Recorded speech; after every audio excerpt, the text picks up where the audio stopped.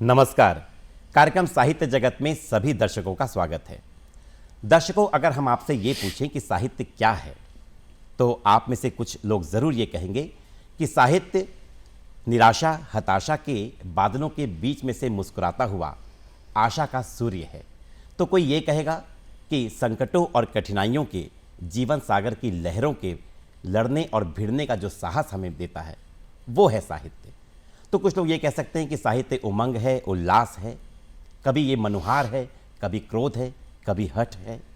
अगर एक वाक्य में इसे परिभाषित करना हो ना, तो सबसे सरल परिभाषा यही होगी कि साहित्य जीवन शक्ति है। इसी जीवन शक्ति को रचने वाली हैं डॉक्टर पूनम वासम जी, जो आज हमारे साथ इस कार्यक्रम में अपनी कविताएं लेकर आपसे मुखातिब होने के लिए आई हैं। आइए इनका स्वागत करते हैं और जानते हैं कि पूनम जी ने बस्तर का प्रतिनिधित्व किस तरह से राष्ट्रीय मंचों पर किया है, किस तरह के विषय का चुनाव ये करती हैं अपनी कविताओं के लिए, और कैसे एक शिक्षकीय पेशे में होने के साथ साथ अपनी कविताओं के जरिए ये जीवन की शिक्षा लोगों को देती हैं। पूनम जी, इस कार्यक्रम में आपका बहुत बहुत स्वागत है। जोहार, बहुत बहुत धन्यवाद मुझे बुलाने के लिए। पूनम जी, सबसे पहले मैं ये कहूँगा आपसे कि हमने तो आपका परिचय दिया, लेकिन हम चाहते हैं कि क्योंकि ये साहित्य जगत कार्यक्रम है, आप कवयित्री हैं, तो आपकी कविता भी आपका परिचय हमारे दर्शकों को दे। तो एक कविता हम आपसे सुनना चाहेंगे। आपको पता है कि दुनिया में एक बहुत कीमती चीज़ है वो प्रेम। जी। प्रेम ही है जो इस धरती को आज भी हरा भरा रखे हुए अनमोल है। है। जी। तो मैं कविता जो मेरी पहली जो कविता पढ़ रही हूँ उसका शीर्षक है मैं एक बार नहीं बार बार प्रेम में पड़ती हूँ। क्या बात है। मैं एक बार नहीं कई बार प्रेम में पड़ती हूँ। अब उस लड़के को ही देख लीजिए, घुटनों तक खेत के पानी में डूबा, कितनी उम्मीद से घंटों खड़ा है। जी। चाहता है बस 2-4 मछलियों से भर जाए कमर से लटकी उसकी ठूठी। वह भीगता है बारिश में, जी। वह निहारता है खुला आसमान। उसके पास सब्र की फसल है। क्या बात है। 2-4 मछलियों को पाने की असीम खुशी है। मैं अनजाने ही उसकी खुशी के प्रेम में पड़ जाती हूँ। बहुत सुंदर। जी। अपने थैले से जैसे ही मध्याह्न भोजन के लिए पुरानी सी कोई थाली निकालती है, वह देखती है चावल के पके हुए खिले खिले दाने। दाल की खुशबू से उसकी नाक भर जाती है। क्या बात। खाने से पहले भोजन मंत्र आधा गुनगुनाती आधा चबाती, खाने की थाली को गोद में उठाती, एक एक निवाला बड़ी सावधानी से उठाती जाती है। अंत में थाली को मुंह से लगाकर सुड़क सुड़क करके पी जाती है बची हुई दाल। क्या बात है, बहुत सुंदर। उसके चेहरे पर नहीं दिखाई दे रही है भूख कम या ज्यादा है।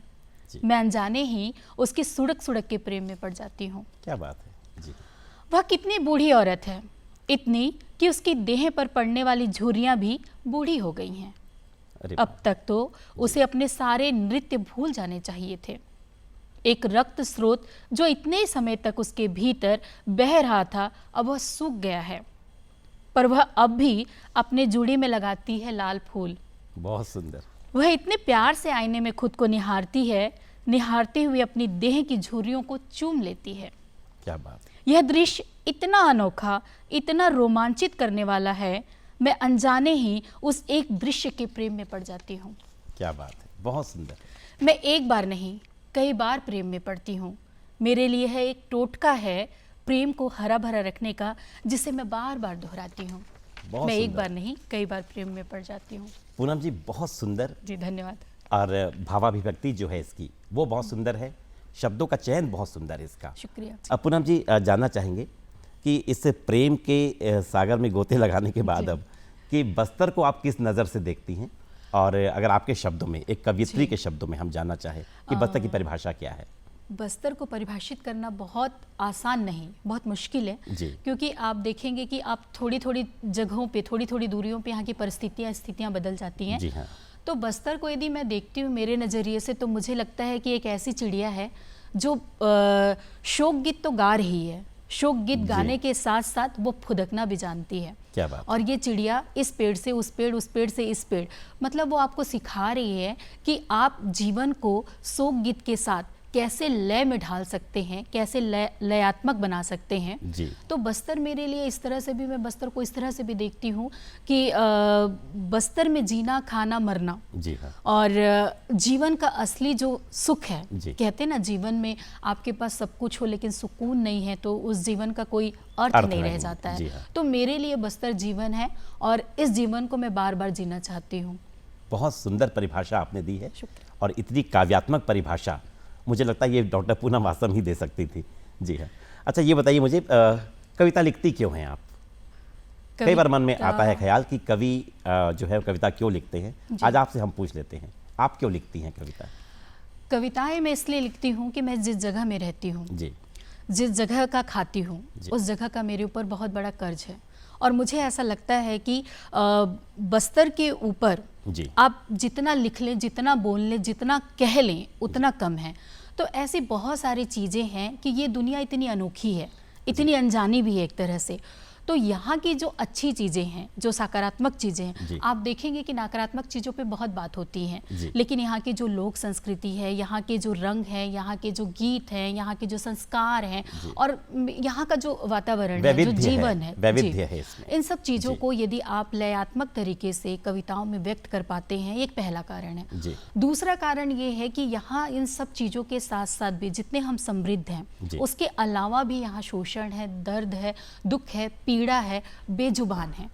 तो कुछ ऐसी चीज़ें मुझे खटकती हैं कि जो बातें नेशनल स्तर पे या फिर अंतर्राष्ट्रीय स्तर पे जानी चाहिए, तो उसको आप एक माध्यम कैसे बना सकते हैं कि आपकी बात को लोग सुने, आपको जाने, समझें कि आप कहना क्या चाह रहे हैं। हाँ। तो मैं यहाँ की स्त्रियों की दुख पीड़ा, यहाँ के बच्चों का संघर्ष, और ये किस तरह से मुख्य धारा से जुड़ सकते हैं, कैसे जोड़ा जा सकता है, और इनकी इच्छाएं क्या हैं, इनकी उम्मीदें क्या हैं। तो मैं सिर्फ इसलिए मैं कविताएं लिखती हूँ कि इनकी बात को मैं एक ऐसे मंच से, एक ऐसे माध्यम से कह सकूँ कि इनको सुना जा सके, और इनके पास एक कोई ऐसी जुबान हो, एक कोई ऐसा गीत हो जो हर कोई गाए और इनको समझे, इनके दिल के भीतर तक जाए और समझे कि एक्चुअल में दरअसल ये क्या चाहते हैं। हाँ। हम क्या चाहते हैं वो सब जानते हैं। हाँ। यहाँ के जो आदिवासी हैं, यहाँ आदिवासी विमर्श के जो मुद्दे हैं, हाँ, उनको हम कैसे इस राष्ट्रीय स्तर तक ला सकते हैं। कह सकते हैं कि एक बहुत ही जितनी विविधता इसकी संस्कृति में है, परंपरा में है, यहाँ की भौगोलिक परिस्थिति में है, उतना ही वैविध्य है आपका उद्देश्य भी कविता रचने का। और हम शुभकामनाएं देते हैं आपको कि आप अपने उद्देश्य में सफल हों। यहाँ पर जानना चाहेंगे आपसे कि कलम की जो ताकत है, कहते हैं कलम बड़ी ताकतवर होती है, तो अव्यवस्थाओं का विरोध करना या फिर किसी व्यवस्था को अस्वीकार करना, इसकी ताकत कलम हमें देती है। कितनी सही बात है ये बताइए। जी, मैं बिल्कुल मानती हूँ कि कलम, आपके पास इतनी ताकत है कलम में। देखिए, अब तक बस्तर को जिस नज़रिए से देखा जा रहा था सब अपनी अपनी भूमिका में अपने हिसाब से सब लोग काम कर रहे थे।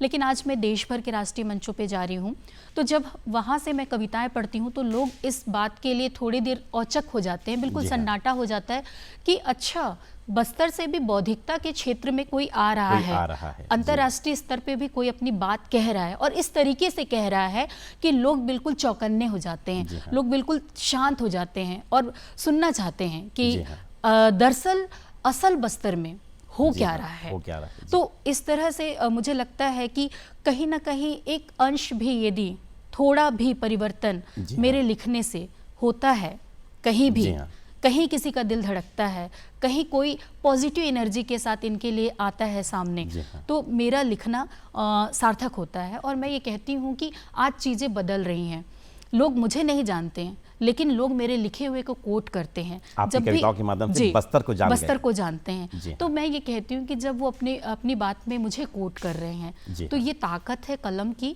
कि वो पूनम वासम ने लिखा है, इससे कोई मतलब नहीं उनको। बस वो ये चाहते हैं कि बस्तर की बात है और बस्तर वालों ने लिखा और बस्तर के नजरिए से लिखा है। तो ये ताकत है कि आप अपनी बात को कैसे लोगों तक पहुंचा पा रहे हैं, कैसे मनवा पा रहे हैं, और कैसे असलियत जो है वो आप उनको दिखा पा रहे हैं। इसी ताकत से रची गई जो कविता है, इस पड़ाव पर हम वो सुनना चाहेंगे अपने दर्शकों के साथ। जी बिल्कुल। एक लंबी कविता का एक छोटा अंश पढ़ती हूँ। जी हाँ। तुम्हारी दुनिया का समय चक्र हमें स्वीकार नहीं, तुमने रंग लिया नक्षत्रों को जनेऊ के पीले रंग से। क्या बात है। हरे पत्तों ने पीला रंग स्वीकार किया बसंत के नाम पर। सीधा घूमते हुए तुमने उल्टी दिशाएं तय की। हम पीछे से आए, उल्टी घड़ी के कांटों के सहारे। पीछे हम उतने ही सुंदर थे जितनी अरावली की चोटियां। अरे बाप रे, बहुत सुंदर है ये तो।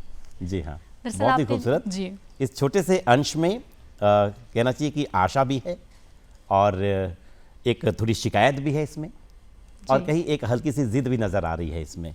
जी, तो ये जो पीछे से चले आने की बात है या अस्वीकार करने की बात है, जी। तो साहस तो इसमें है ही, लेकिन आपने अरावली की चोटियों के साथ जो तुलनात्मक एक अभिव्यक्ति यहाँ पर की है, उससे मन में एक उम्मीद जाग रही है ये कि बस्तर जितना खूबसूरत है, और केवल बस्तर ही नहीं, पूरा देश बहुत सुंदर है, और प्रकृति कहीं की भी हो उसके साथ सामंजस्य बहुत ज़रूरी है जीवन का। और ये आपकी कविता के हर एक शब्द जो है, इससे मुझे लगता है कि सभी दर्शकों को भी, जिन्होंने ये कविता अभी यहाँ पर सुनी है, उनके मन में भी थोड़ी सी गुदगुदी ज़रूर पैदा की होगी, कुछ सवाल भी पैदा किए होंगे और कुछ सुकून भी उनको दिया होगा। तो पूनम जी, आपसे जानना चाहेंगे हम कि ये जो सुकून की बात है, ये जो बस्तर की प्रकृति के साथ सामंजस्य की बात है, जी। तो अपनी पहचान को बनाए रखने की जद्दोजहद हमने देखा है हमेशा आपकी कविता में रहती है। ये जद्दोजहद कितनी ज़रूरी है, ये अपनी पहचान को कायम रखना कितना ज़रूरी है, बस्तर के संदर्भ में आपसे जानना चाहेंगे। जी, बहुत ज़रूरी है। जैसे कि हम ऐसे देख सकते हैं जी। कि यदि धीरे धीरे हम अपनी अस्मिता को खोते जाएंगे, जी। हम अपनी पहचान खोते जाएंगे, तो एक समय के बाद बस्तर केवल नाम रह जाएगा। मैं केवल बस्तर की ही बात नहीं करती हूँ, ये पूरे परिप्रेक्ष्य की बात करते हैं, आप पूरे जी हाँ। राष्ट्रीय स्तर की बात कर लीजिए कि एक समय के बाद केवल नाम रह जाएगा। उसके पीछे की जो चीज़ें थी जिससे उसकी पहचान है, वो धीरे धीरे खो जाएंगी। तो उन, जैसे कि आप देखिए कि मैं सोचती हूँ कि मैं एक आसमान को देखूँ, जी। मैं आसमान को देखती हूँ, लेकिन देखने से ही आसमान मुझे मिल तो नहीं जाएगा। आसमान को पाने के लिए मुझे कोशिश करनी पड़ेगी। तो मैं ऐसे भी कोशिश कर सकती हूँ कि यदि मैं एक स्टूल लगाकर उस पर खड़ी हो जाऊँ, तो जी मुझे ये लगेगा कि चलो आसमान और मेरे बीच की दूरी थोड़ी कम हुई, थोड़ा एक और स्टूल करीब आ जितनी, गया आसमान। हाँ, एक जी स्टूल जितनी दूरी कम हुई और आसमान थोड़े मेरे और करीब आ गया और मैं आसमान के थोड़े और करीब पहुँच गई। जी। तो ये जो हमारी अस्मिता है, उसको बचाए रखने के लिए आज जो हम संघर्ष कर रहे हैं, ये संघर्ष एक ना एक दिन इस तरह से खिलेगा। जैसे कि विनोद कुमार शुक्ल जी का जी हाँ। एक रचना है उनकी, मतलब एक किताब है जिसका नाम है कि खिलेगा तो देखेंगे। जी। तो वैसे ही हम आज संघर्ष कर रहे हैं, तो एक दिन ये फलेगा तो हम देखेंगे उसको ज़रूर। कि कैसा फल लगता है। जी हाँ। और संघर्ष नहीं करें और सारी चीज़ें यहीं ख़त्म होती जी है, हाँ। तो आने वाली पीढ़ियों के लिए हम क्या बताएंगे कि एक संस्कृति थी, एक सभ्यता थी, एक जी रीति हाँ। रिवाज था, जो इस तरह से चीज़ें संचारित होती थी, ऐसा होता था।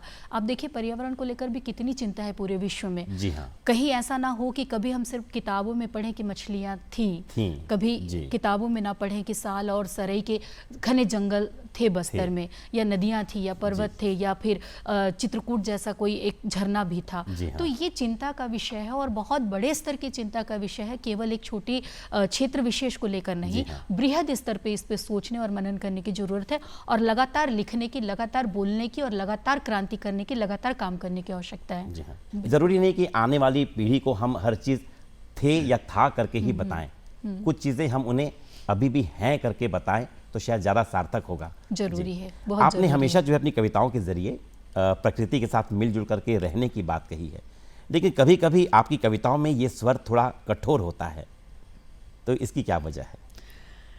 देखिए कठोरता इसलिए भी है कविताओं में कठोरता, क्योंकि आप जिस परिवेश में हैं, जी हाँ। आप वहाँ देख रहे हैं कि एक स्त्री के साथ बाहरी सामाजिक जो तत्व हैं, बाहरी लोग हैं, जी हाँ। वो एक क्षेत्रीय या आदिवासी स्त्री के साथ या आदिवासी बच्चे के साथ किस तरह का वर्ग भेद कर रहे हैं, किस तरह का व्यवहार कर रहे हैं।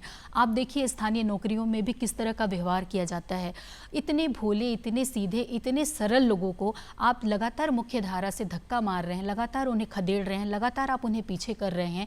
उन्हें किसी तरह का कोई उनके पास विकल्प नहीं है, कोई अवसर नहीं है कि वो अपनी बात कह सके या संघर्ष करना चाहते चाहते, लेकिन जी संघर्ष हाँ। के रास्ते उनके लिए हर तरह से आप रोक रहे हैं, तो ना कहीं ये कठोरता आपको उस दुख, उस पीड़ा और कुछ न कर पाने की जो भीतर एक जद्दोजहद होती है ना जी आपके, हाँ। कि आप बेहतर कुछ नहीं कर पा रहे हैं इनके लिए, आप सिर्फ लिख पा रहे हैं, लेकिन इनके हक की लड़ाई या इनके हिस्से के लिए जो इनका हक अधिकार है आप उनको नहीं दिला पा रहे हैं। तो ये कठोरता उस समय निकलती है जब आप पीड़ा से भरे हुए किसी चीज को व्यक्त करना चाहते हैं, और कभी दुख कभी से। जरूरी और होती है। जरूरी भी हो जाता है जी ये। हाँ, जब बहुत तक जरूरी है। कठोरता नहीं होगी जी तब हाँ। तक लोग उस तरह से स्वीकार नहीं करेंगे कि सच में ये सच है। अच्छा, आपसे जानना चाहेंगे इस मोड़ पर जी। कि इस तरह की कोई कविता अगर आपके पास हो तो अपने दर्शकों को ज़रूर सुनाना चाहेंगे, जिसमें ये पीड़ा भी है और बिल्कुल, उसके साथ ही समाधान भी उसका है। एक छोटी कविता है, मैं इससे पढ़ देती हूँ। जी हाँ। आदिवासी समुदाय में क्या है, गोंड समुदाय में जी हाँ। अभी हम देखेंगे हमारी घड़ियाँ ऐसे घूमती है, लेकिन जी। आदिवासी समुदाय में घड़ियाँ उल्टी घूमती है, जी। क्योंकि प्रकृति के सहचर हैं वे लोग, और प्रकृति जी जिस हाँ। तरह से सर्कल करती है उसी तरह से ये लोग भी सारी चीज़ें, हल भी वैसे ही जोतते हैं, दूल्हा और दुल्हन के फेरे भी वैसे ही होते हैं। और जी आप हाँ। जब देखेंगे पत्ता, कभी गौर से देखेंगे जी हाँ। कि जो पत्ते गिरते हैं वो भी प्रकृति के नियम के साथ ही, ये प्रकृति के पानी विरुद्ध में बनने वाला भंवर। भंवर भी, जी जी हाँ। भंवर भी। तो जी हाँ। ये इस पे एक लंबी कविता थी, उसी का एक और अंश है जिसको जी मैं हाँ। पढ़ती हूँ यहाँ जी। पे। तुम घड़ी के टिक टिक के साथ भागते हुए एक भगोड़े हो, क्या बात है। जिसने बाईं ओर से घुमाई जाने वाली आरती की थाल को दाईं ओर घुमाते हुए रची अपने लिए एक नई दुनिया। हमारे पूर्वज बाईं से दाईं दिशा में खेत जोतते हुए जी। प्रकृति को जोहार कहना नहीं भूलते थे। क्या बात है। 7 फेरों के वक्त दूल्हा घूमता है अपनी दुल्हन के साथ, जैसे घूमते हैं ग्रह, जैसे घूमता है पानी में भंवर बाएं से दाएं, जी। जैसे बैठता है सांप कुंडली मारकर, जैसे पेड़ से गिरता है कोई पत्ता, जैसे चढ़ती है कोई बेसहारा बेल किसी मजबूत वृक्ष के तने पर। जी। तय तो यही हुआ था, तय तो यही हुआ था कि दाएं से बाएं घूमते हुए आएंगे सब अपनी जगह पर। बहुत सुंदर। प्रकृति को दाएं से बाएं वाली कहानी में फेरबदल पसंद नहीं। क्या बात। कि हाना डुमा मतलब हमारे पूर्वज जो हैं जी हाँ। उनकी जो आत्मा को मतलब संग्रहित करके या रखने की जो एक रिवाज है उस जी पे। हाँ। प्रकृति को दाएं से बाएं वाली कहानी में फेरबदल पसंद नहीं, कि हाना डुमा की तरह प्रकृति ने अपनी इस थ्योरी में छुपा रखा है जीव द्रव्य। क्या बात है, बहुत सुंदर है ये। जी, मतलब ये कि छेड़छाड़ जो है प्रकृति के साथ, जी। वो तो किसी भी स्तर पर किसी भी परिस्थिति में स्वीकार्य नहीं है, क्योंकि इसी का खामियाजा हम आज भी भुगत रहे हैं। ठीक, तो ये प्रकृति के साथ छेड़छाड़ न करने का जो एक अनुग्रह भी है इसमें, ठीक, मनुहार भी है और चेतावनी भी है, सावधान भी कर रही हैं आप लोगों को। जी। तो इन सब बातों के लिए आपके प्रति जो है, आपकी कविताओं के प्रति मेरे मन में और हमारे तमाम जो दर्शक हैं आज, उनके मन में सम्मान की भावना है। अब हम उस सम्मान के बारे में जानना चाहेंगे आपसे, जो राष्ट्रीय स्तर पर आपको आपके लेखन के लिए मिला है, उसके बारे में बताइए हमें। 2021 में वाणी प्रकाशन से मेरी एक किताब आई थी, कविता संग्रह, जी। जिसका नाम है मछलियाँ गाएंगी एक दिन पंडुम गीत। जी। ये सकारात्मक ऊर्जा की ओर इंगित करता है ये शीर्षक ही। जी। और इस किताब को 2 नेशनल अवार्ड मिले, एक अमर उजाला छाप सम्मान जो कि 1 लाख रुपए का होता है, और साथ में गंगा की एक प्रतिमा होती है बहुत बड़ी सी, जी हाँ। वो मुझे दिल्ली में सम्मानित किया गया था। और दूसरा जो है वो कलिंगा लिट बुक अवार्ड जो होता है वो इस किताब को मिला। तो इस तरह से 2 नेशनल अवार्ड इस किताब के नाम है। और ये मुझे बताते हुए, के नाम है कहें। जी, बस्तर के नाम है कहें, क्योंकि जी। कविताएं पूरी बस्तर की जन चेतना और संस्कृति के नाम है। जी हाँ। तो मुझे इस बात की मुझे ताज्जुब भी है और खुशी भी होती है कि आप एक ऐसी जगह पे हैं जहाँ साहित्य, जहाँ मैं रहती हूँ, जी हाँ। वहाँ पे साहित्य से किसी तरह का कोई जुड़ाव नहीं है, ना कोई बातचीत नहीं है, लेकिन उसके बाद भी आप मुख्य धारा में टिके हुए हैं। तो मुझे लगता है कि वैसे भी मैं बहुत देर से आई हूँ हिंदी साहित्य जगत में। जी हाँ। तो मुझे लगता है कि मुझे देर तक टिकने का हक है, और मैं कोशिश करूँगी कि टिकी रहूँ देर तक। हम चाहेंगे कि आपको आपका हक जी। मिले और पूरे हक से मिले। जी हाँ। अच्छा पूनम जी, ये बताइए मुझे, जब कभी आप राष्ट्रीय मंच पर जाती हैं और बस्तर को कहना चाहिए, बस्तर की बात करती हैं, बस्तर का प्रतिनिधित्व करती हैं, किस तरह से देखते हैं लोग आपको, बस्तर को, आपकी कविताओं को, क्या नज़रिया होता है उनका? बस्तर को लेकर एक जो नकारात्मक, क्योंकि इसमें मैं यहाँ पे ये भी कहना चाहूँगी कि मीडिया की भूमिका बहुत बड़ी है। जी हाँ। कि जब भी कोई ब्रेकिंग न्यूज़ होता है, कोई भी समाचार होता है या फिर कोई आर्टिकल्स लिखते हैं या जो बाहर से जो पत्रकार आते हैं या बाहर से जो लोग आते हैं, उनके मन में हमने ये भर लिया है कि बस्तर में केवल नकारात्मक चीज़ें ही हैं, बम और बारूद हैं। लेकिन हम पॉजिटिव चीज़ों के बारे में बात नहीं करते। तो लोगों के मन में बस्तर को लेकर जो नकारात्मक छवि बनी है, मुझे लगता है कि वो उस छवि को तोड़ना हम सबके लिए बहुत ज़रूरी है। वो छवि टूटेगी, वो दीवार टूटेगा, तब हम मुख्य धारा में अपनी बात जिस तरह से कहेंगे तो लोग हमारी बात को सुनेंगे। तो निश्चित तौर पे आपकी कविताएं जो हैं जी, वो इस क्षेत्र में बहुत ही कह प्रभावशाली काम कर रही हैं, ये कह सकते हैं। जी, कोशिश करती हूँ मैं कि इस नकारात्मक छवि को तोड़ा जाए। जी हाँ। अच्छा, बहुत सारी समस्याएं जो है बस्तर में भी हैं और सभी लोग चाहते हैं कि आपकी कविताओं के जरिए वो समस्याएं जो हैं वो दुनिया के सामने आए ताकि समाधान मिले। क्या ऐसी कोई कविता आपके पास अगर हो तो ज़रूर सुनाइए हमें। हाँ, एक जैसे कि मैं आदिवासी विमर्श पे ही लिखती हूँ, तो एक बड़े पटल पे यदि हम देखते हैं कि किस तरह से आज आदिवासियों के साथ दोयम दर्जे का जो व्यवहार किया जा रहा है, जी हाँ। उस पे एक छोटी सी कविता है, प्रवेश निषेध है कविता हाँ। का शीर्षक है। पहले हमारे वाद्यंत्र तोड़े गए, फिर हमारे लोकगीतों का सुर बदला गया, फिर हमारे कंठ में भरी गई भाषा, फिर हमारी आवाज का जादू खत्म करने मरोड़ी गई हमारी गर्दन आहिस्ता आहिस्ता। क्या बात है। फिर हमारे मस्तिष्क में भरा गया धर्म, फिर तोड़ा गया हमको छोटे छोटे निवालों में, फिर उठाया गया हमारा आंगा देवगुड़ी से, फिर गढ़ा गया उसे महीन कारीगरी से, फिर मिटाया गया हमारा टोटम, फिर हमें पहनाए गए पूरे कपड़े, फिर हमें सभ्यता के नेम प्लेट पर सजाया गया, फिर हमारी नीलामी पर लुटाई गई हमारी ही संपदा, बहुत पीड़ाता है। फिर ठूसा गया हमें अजायब घरों में, फिर हम पर बनाई गई डॉक्यूमेंट्री फिल्म। क्या बात है। फिर हमें बताया गया कि हम इस दुनिया के सबसे अनोखे प्राणियों में से एक हैं। फिर एक दिन सारी दुनिया का विमर्श अपने निष्कर्ष की पांडुलिपि के साथ हमारे घर की चौखट पर उकड़ू बैठा मिला। फिर हमारी आत्मा, हमारी देह पर एक ठप्पा लगाया गया जिस पर लिखा था जंगली, जिनका मनुष्यों की बनाई हुई दुनिया में प्रवेश निषेध है। क्या बात है। अब आपसे जानना चाहेंगे पूनम जी कि कहते हैं कि जब कभी भी जीवन में पीड़ा हो या एक बदलाव की आकांक्षा हो, शोषण हो रहा हो किसी का और वो विरोध का स्वर मुखरित करना चाहे, ऐसे में अगर साहित्य का साथ मिल जाए उसे, तो आधी लड़ाई वो जीत लेता है। तो क्या बस्तर वासी जो शोषित है वर्ग यहाँ का, क्या वो आधी लड़ाई जीत चुका है या फिर ये कहें कि आने वाला कल उसका और अब सुनहरा या उज्जवल होने वाला है? साहित्य के संदर्भ में बताइए। उम्मीद तो रखना चाहिए कि इस लड़ाई का जो अंत है वो बहुत सकारात्मकता से भरा होगा, लेकिन मुझे लगता है कि अभी आपने जैसे कविता को कहा कि कितनी सुंदर कविता है, किसी के दुख या पीड़ा को लिख लेना, उसको सुंदर कहना एक तरह से मुझे लगता है कि ये बाजारवाद की ज़रूरत है और जिसे हम भुना रहे हैं। और दूसरा आपने कहा कि साहित्य का साथ मिल जाए तो कहीं ना कहीं बदलाव या लड़ाइयाँ जीतने की जो बात है वो मुझे लगता है कि ये लड़ाई इतनी आसान नहीं है कि केवल एक साहित्य के साथ से इस लड़ाई को हम जीत सकते हैं। इस लड़ाई को जीतने के लिए सबको अपने अपने हिस्से की ईमानदारी निभानी पड़ेगी, सबको अपनी जिम्मेदारी समझनी पड़ेगी कि बस्तर एक ऐसा क्षेत्र है जो इस मुझे लगता है कि पूरे ब्रह्मांड पे ये इतना सुंदर अनोखा प्रकृति का बहुत बड़ा एक तरह से कृपा है प्रकृति की हमारे ऊपर, और एक बहुत बड़ी सौगात है। और इस इतने अनमोल सौगात को संभालने के लिए किसी एक की जिम्मेदारी नहीं बनती, सारे लोगों की सामूहिक जिम्मेदारी बनती है। इसमें प्रशासनिक से लेकर, राजनीतिक से लेकर, सामाजिक, उससे लेकर जो यूथ हमारे जो हैं उनकी भी बहुत बड़ी भूमिका, के अंतिम व्यक्ति तक ये बात पहुंचनी चाहिए। और हाँ, ये इतना मैं जरूर मानती हूँ कि लिखा हुआ कभी ना कभी लौट कर आता है इसी समाज और इसी देश में, इसी दुनिया में, क्योंकि आप जो भी लिखते हैं वो आपके लोक का है, आपके परिवेश का है, आप जिस जगह से खाते पीते जीते हैं, आपकी सांस में जो हवा है वो हवा ही आप एक तरह से रचनात्मक शब्दावली के माध्यम से आप लोगों तक लेकर आते हैं। रूपांतरण है, एक तरह से जीवन का रूपांतरण है। तो मुझे लगता है कि लड़ाई लंबी जरूर है, लेकिन जीत की आशा और उम्मीद है वो प्रबल है और हम सबकी भूमिका भी बहुत महत्वपूर्ण है इसमें। इस लड़ाई में हम आपके साथ हैं, हमारे सभी दर्शक आपके साथ हैं।